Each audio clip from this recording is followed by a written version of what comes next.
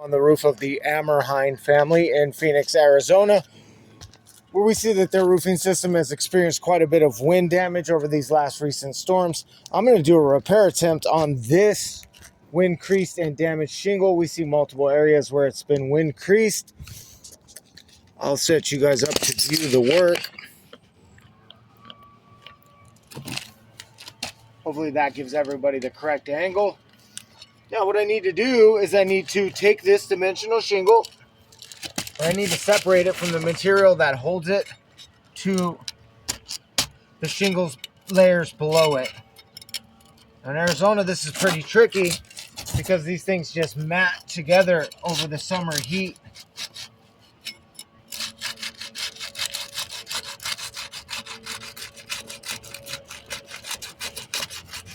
Just gotta kind of take your time. All right, it looks like we have that all removed. Now we need to do the same thing to the books above it, making sure. Oh.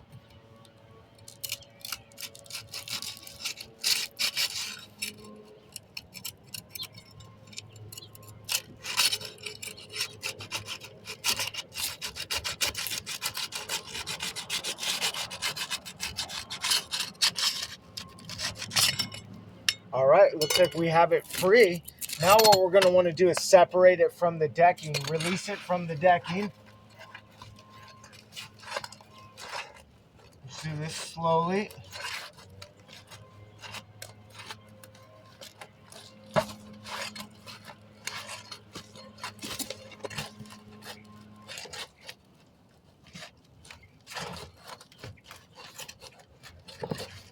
Just work our way across.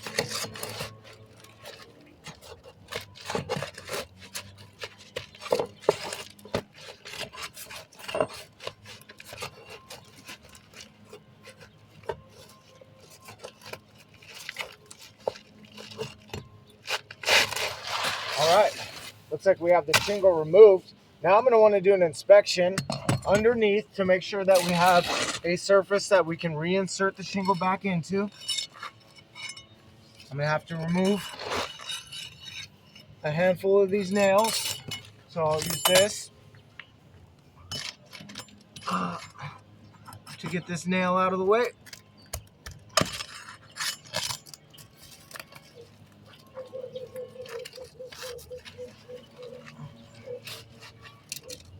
I'm going to slide under the previous shingle. That's not good.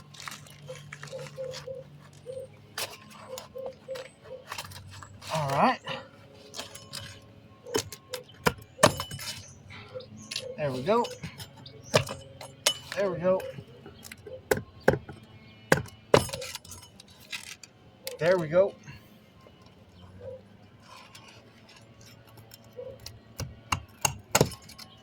There we go. We've got everything that impedes us out of the way. Now we'll take the shingle and we'll slide it back into its original place.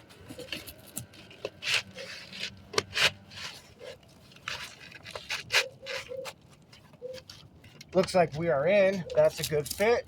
Now I'll take my 1.25" per code roofing nails and the recommended roofing snake. The reason why we use the roofing snake is so we don't have to lift the above books more than necessary to get an appropriate nail strike. So boom, I want to start here. I'm lined up in the nail strip. 1.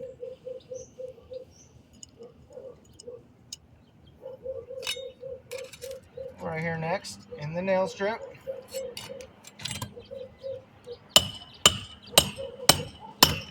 2.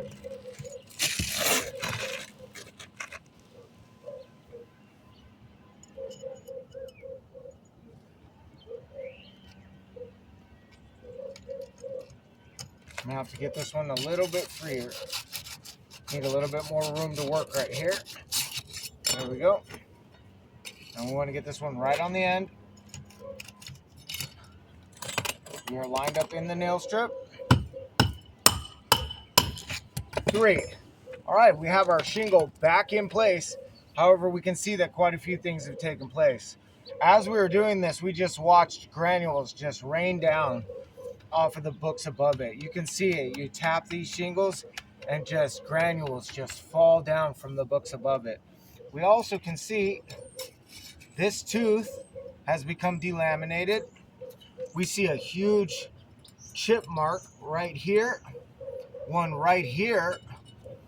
This tooth has become delaminated, and we see an impact mark here from the roofing snake. The reason why these delaminated teeth are a problem in repairability is because shingle books are built in two layers. And so when these teeth start to become delaminated and don't stick together anymore, the books above it eventually separate, basically and effectively causing them ineffective, and they will eventually fail. I deem this roof irreparable.